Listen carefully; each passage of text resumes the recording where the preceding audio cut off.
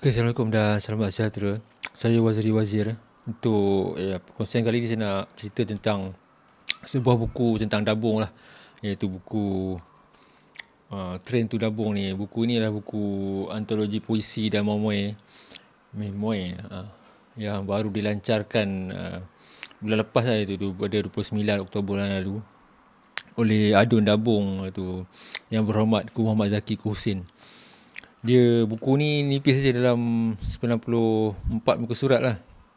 Dia mengandungi hasil-hasil karya penulis-penulis daripada Kembara Sastra. Dia tulis tu Kembara Sastra je, tak tulis grup, mungkin persatuan ke bukan. 20 penulis ni termasuk juga Adun daripada Dabung sendiri, iaitu Ku Muhammad Zaki Husin. Beliau juga menulis di dalam buku ni lah tentang pengalaman dia di Dabung, terutama je semasa mengharungi banjir besar yang lalu lah, yang terlibat sekali Manik Urai tu kan. Di dalam buku ni hanya cerita ringkas sajalah. Saya tak nak review orang kata apa satu-satu kan. Nanti kalau ada yang berminat boleh dapatkan dia. Nanti saya bagi ada satu link kepada orang yang kita boleh hubungi lah kalau kita nak dapatkan buku Train to Dabung ni. Dan macam yang saya bagi tu tadi, buku ni mengandungi kisah ringkas tulisan 20 orang penulis yang mana pernah berkhidmat di Kelantan. Pasal tak semua penulis ni berasal daripada Kelantan, yang mana mereka pernah menaiki kereta api di Kelantan lah, dan juga yang pernah menaiki kereta api yang baru di MU tu kan. So banyaklah pengalaman-pengalaman yang unik dalam ni kan. Antara lain, kalau kita selama ni kita tak tahu kan, mungkin ada setengah orang lama lah, orang Kelantan kalau ditanya kan, kalau kita daripada Tumpat nak pergi ke Dabung ni, dia akan mengambil masa 8 hari 8 malam. So kenapa 8 hari 8 malam tu? Itu lebih kurang macam orang apa metafora ataupun bukan metafora lah, apa benda ni, nak kata istilah pun tak juga. Dia macam mengambil masa 8 hari 8 malam lah, suasana nak pergi daripada Tumpat ke Dabung tu. Bukanlah bermaknanya 8 hari perjalanan tu. Tapi kalau nak tahu kenapa mereka kata 8 hari 8 malam baru sampai Dabung tu, baru kita dapatkanlah buku ni kan. So antara lain banyak jugalah cerita-cerita lama yang saya pun tak tahu kan. Satu ketika dulu kereta api di Kelantan dia pernah juga dikenali sebagai kereta api gelap, pasal pergerakan dia antara waktu-waktu yang hampir senja ataupun malam lah. Dan dalam buku ni juga ditulis tentang kereta api ikan. Kenapa digelar kereta api ikan, dan sebab dia ada, yang orang Kelantan dia tahulah kenapa digelar kereta api ikan, dan dia pernah bawa ikan, ayam dan macam-macam tempat lah. Dan ada setengah-setengah tempat di Dabung ataupun di laluan antara laluan Tumpat ke Gua Musang tu, hanya pada waktu dulu, mungkin tahun 70-an, 80-an, awal 80-an ataupun sebelum tu, hanya boleh dihubungi dengan kereta api sajalah.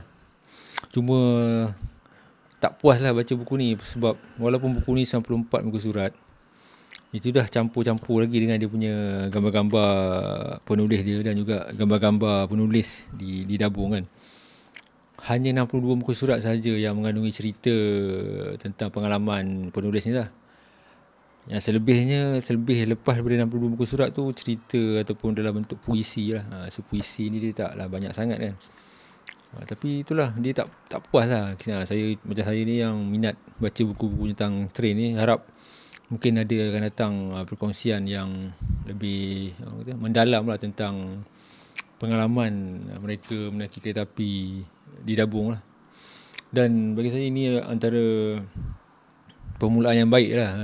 Maksudnya kalau boleh lah, ada lagi persatuan penulis ataupun penulis ke, ataupun ada penerbit yang sanggup nak menerbitkan juga cerita-cerita tentang pengalaman-pengalaman orang kampung lah kan, orang biasa menaiki kereta api bukan saja di Dabung lah, di Malaysia lah.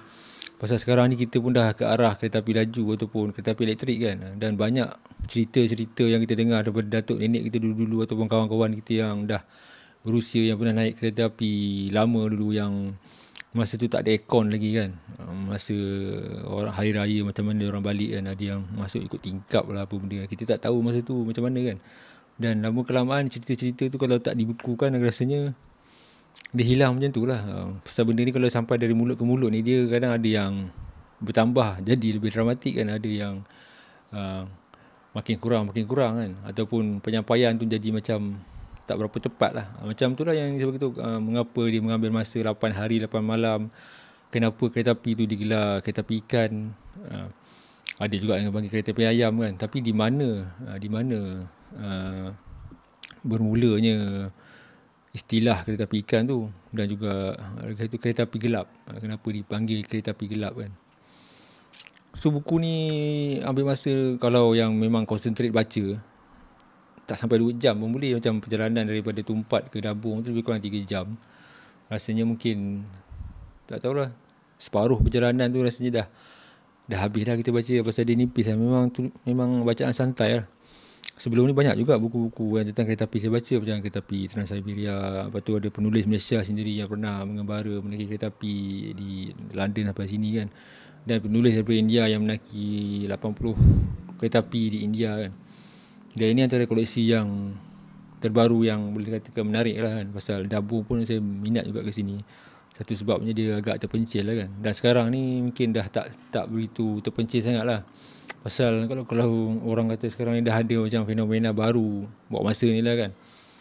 Berduyun-duyun orang ke Dabung kan. Saya ingat lagi masa mula-mula saya pergi 2014 tu ni. Sebelum tu Dabung tu dah popular di kalangan kaki gunung yang naik ke, nak tengok ke Gunung Setong semua kan. Masa tu walaupun hari Minggu, hari cuti, kita boleh kira orang dengan jari je berapa orang ada situ kan. Mungkin 10 orang pun susah nak jumpa lah 10 orang naik kereta api kan. Sekarang ni beratus-ratus orang tu. Ada satu ketika tu macam member saya beritahu, satu kali turun tu kat 900 orang turun daripada train kan. Sekarang ni dah ikut nombor tu mungkin dia kurang sikit lah. Walaupun kurang masih ramai lagi lah berbanding dengan satu ketika dulu. Mungkin kita boleh kira dengan jari lah orang. Lepas tu kalau orang tu beratur tengah tunggu kereta api di Dabung tu, kita boleh bilang satu-satu. Sekarang ni kalau terutamanya hari Minggu kan, hari cuti di Kelantan lah, Jumaat Sabtu, memang beratus-ratus orang lah pergi situ. Dan tarikan di Dabung ni bukan pasal untuk bagi mereka tu, bukan pasal kereta api sangat. Pasal tarikan di Dabung tu lah, macam ada gua ikan, gua keris, latar kertas, latar apa lagi tu, Kenerung, Sungai Kenerung kan. Dia macam-macam lagi lah. So bagi yang meminati buku ataupun minat tentang kereta api kan, mungkin dia boleh dapat lah buku apa ni, Train to Dabung ni. Bagi saya bacaan ringkas lah, bacaan santai. Dia tak berat, tak ada nak pening kepala sangat kan. Lebih kepada perkongsian pengalaman mereka yang pernah bekerja di Dabung ataupun di Kelantan yang menaiki kereta api dalam urusan harian mereka lah. Dan kebanyakan daripada 20 penulis ni adalah pendidik sama ada guru ataupun pensyarah, yang mana masih lagi yang bertugas sebagai guru ataupun pensyarah, dan ada juga yang dah telah bersara lah. Ya, cerita yang golongan yang dah nak bersara ataupun dah bersara ni lebih menarik lah. Pasal masa tu, yelah kan, masa tu kereta api ada yang tak ada aircon lagi ya, yang masa tingkap boleh buka kan, kita boleh lepak-lepak situ kan. Sekarang ni dah dengan coach baru ni, train baru ni, kalau siapa yang alert, dia tak ada lokomotif tu, tak ada kepala tarik, dia macam komuter kan, dia terus je depan belakang kepala. So tak boleh nak buka tingkap lah, memang tak digunakan. Dan kita tak ada pintu tengah-tengah tu, dekat apa, antara gerabak dengan gerabak tu kan, DJ terus je. Cuma train baru tu dia lebih selesa lah berbanding dengan train yang berpuluh-puluh tahun dulu kan. Dan lebih laju lagi lah kan, ada ruang solat apa semua kan. Tak adalah macam dulu. Cuma tu lah, kalau kita nak mengulik kerangan ataupun membaca pengalaman sebelum kereta api di naik taraf, mungkin kita boleh dapat lah buku Train to Dabung ni lah. Mungkin kalau kita tak berminat nak baca, mungkin kita boleh bagi ada anak kita ke apa kan, sekali dia tahulah, dulu kereta api dulu macam ni rupanya kan, macam ni kan. Sekian lah dulu perkongsian ringkas tentang buku antologi puisi dan memuai Train to Dabung ni yang baru dilancarkan 29 Oktober lepas. Terima kasih.